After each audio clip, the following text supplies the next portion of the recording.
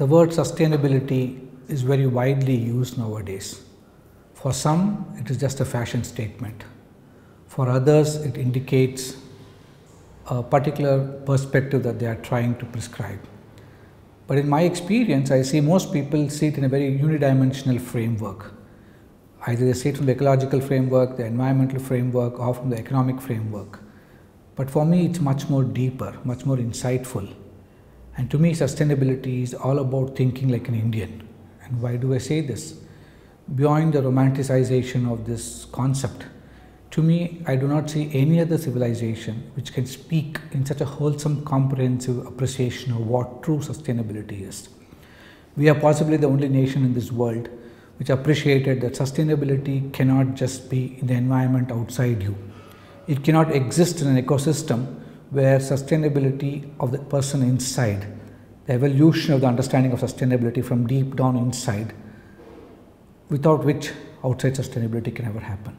So for me, it's a very comprehensive, multidimensional appreciation of how to live itself.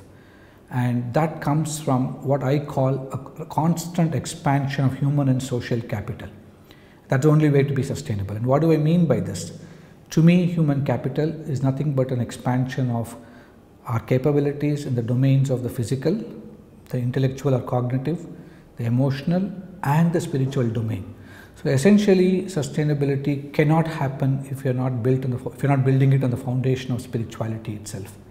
So human capability expansion, what does it result in? If I grow physically, I need to take care of this physical body, and can I do it in a very sustainable way? What I eat, how I live, the air I breathe, the water I drink, the place where I live in, the house that I construct, all these dimensions also are part of the sustainability definition.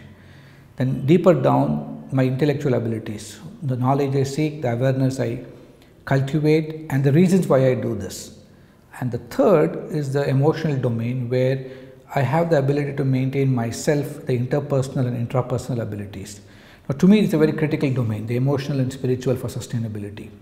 I believe that concepts of contentment, happiness, being rested in oneself, being grounded, not seeking things out of a greed, limiting ourselves to a need, all these are philosophical paradigms that cannot be practically expressed if you do not really understand how to emotionally and spiritually manage yourself.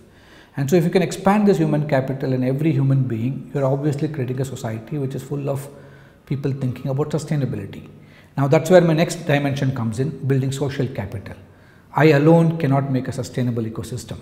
I have to take these ideas, talk to people, tell them how to bring it into their everyday lives. Let me give a small example.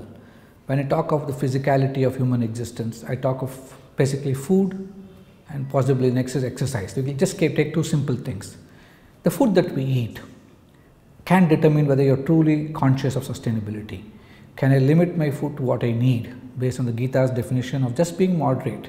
Can I just eat what I need, or typically the way Ayurveda describes, when you have the Agni, the fire of hunger burning in you, don't saturate it completely. Just eat till the fire gets extinguished.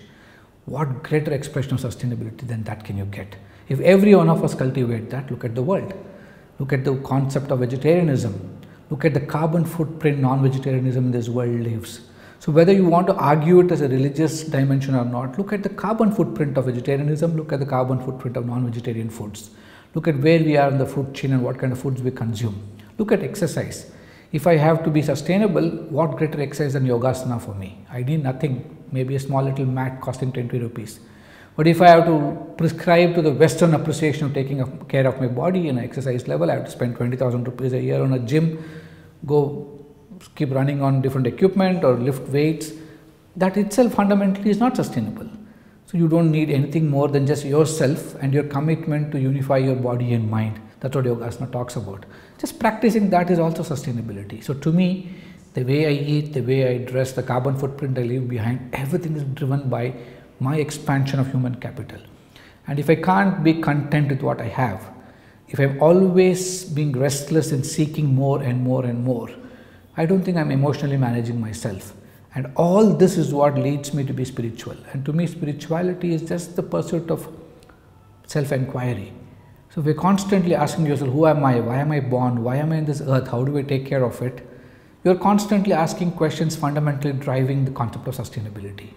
And spreading this, that is social capital to me. Talking to everybody you know, all the circles of influence that you can gather, sharing these ideas, learning from others, giving to others, and building that social capital, it will have a powerful impact. And this impact will be felt in the economic framework, in the environmental framework, in the ecological framework, in every way in which today's people define sustainability. So to me, just living the life that